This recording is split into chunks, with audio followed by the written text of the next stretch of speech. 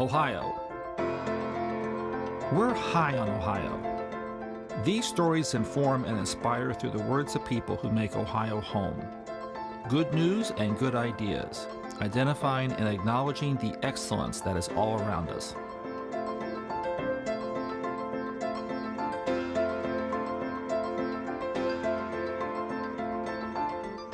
You also sit on the Constitution Modernization Commission, which is only the second time in the state's history we have had such a commission. In order to help citizens govern themselves better, how do you see this commission going forward?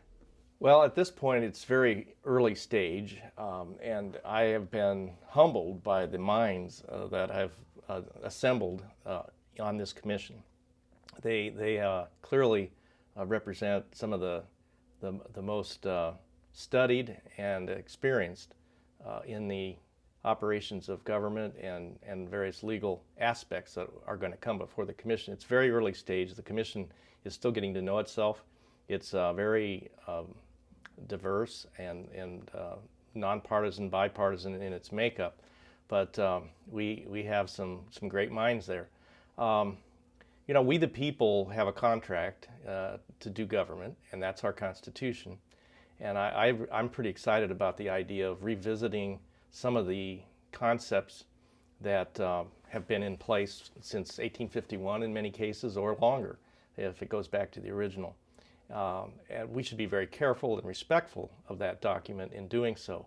But I do sense that over the years, there have been some areas that are ripe for adjustment and updating and forward thinking that could position our state to be even stronger, because our social document might have been updated. But it needs to be understood that the commission has only one power, and that is to recommend. It has no power to change the Constitution. It must send all its recommendations to the voters, and I think that's very appropriate, because that's, again, the constitutional construct that we operate under. So at no time can this commission impose their will on the state of Ohio?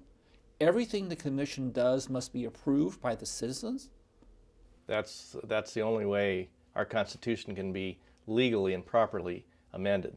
The other way that it sometimes has been is by court decisions that perhaps strayed from what one would assume reading the language was intended, but that fortunately hasn't been as much a problem in recent decades, thankfully.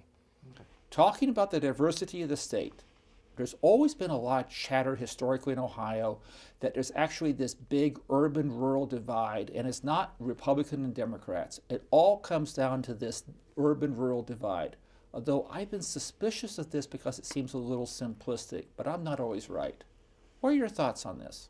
I think it's an oversimplification, but I do think there are differences, but there are also more similarities than you might think. Let me explain it this way.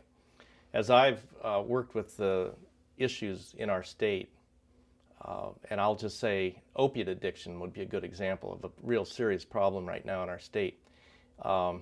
You can design an explanation of a problem that would make you think that we were describing a central city situation, but in fact it would be designed and explaining what's going on in rural Appalachia. Now the culture would probably be quite different from the central city and that rural poor area. But the problem and the human condition and the approaches to it might not be that different. They might be very similar. So we have challenges that need to be customized to the culture of each community, and they need to be owned and I think executed by the communities themselves with some assistance from outside. But that's true for whether you're going into the urban core of our big cities or to the very poor hollers of our rural state. Let's talk about one of Ohio's true success stories, your hometown, Wooster. It does very, very well. It has a vibrant downtown, and it seems to be a small town success. Why is Wooster doing so much better than its peer group?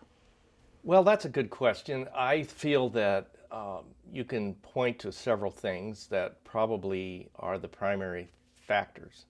The citizens who are leading in Wooster have done so for years. They haven't been doing it, as a hobby for a couple years and then in and out. So there's long standing commitment, and the programs that they've seeded and grown have been long standing, multi-decade programs. These are things you don't do in a quick year or two project. You have to stay with them and keep feeding them and working with them and be very persistent. So that's one of the reasons that I think Wooster and Wayne County have been unusually successful. Secondly, frankly, the folks there have a discipline that they enforce, and that is that people are expected to work together.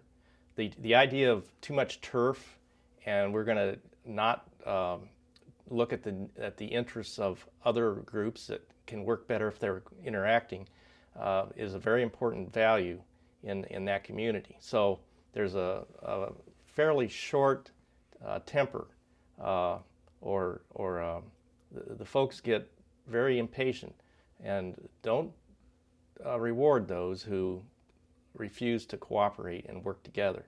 That makes the community much stronger than would otherwise be the case. And I believe this is one of the reasons why the community has done better. There's also a strong work ethic that continues, and that these things are not easy. There's a lot of work involved. So when you have all those things, stirred together, generally you come out further ahead.